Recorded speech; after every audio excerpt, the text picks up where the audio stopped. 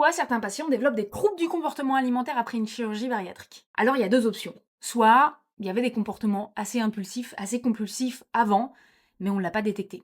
Peut-être qu'il n'y avait pas de trouble du comportement alimentaire, mais il y avait une certaine forme d'addiction à l'alimentation. Quand on réalise une chirurgie bariatrique, on va restreindre le volume. La personne va donc être frustrée d'un point de vue quantitatif. Cette frustration sur des sujets qui ont des fragilités, des difficultés de leur vie au quotidien, et l'alimentation faisait partie un petit peu de leur régulation, leur permettait de tenir le coup, se retrouvent sans aucune arme en leur possession pour gérer tout ça.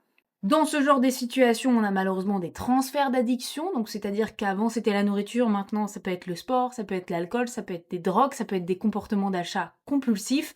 Il y a pas mal de comportements qui peuvent se développer après une chirurgie bariatrique. Et parmi ces comportements, on retrouve parfois aussi des troubles du comportement alimentaire, c'est-à-dire de l'anorexie ou encore de la boulimie ou des hyperphagies boulimiques. Et quel que soit le trouble du comportement alimentaire qui va être développé, ça nécessite une prise en charge, ça c'est une évidence.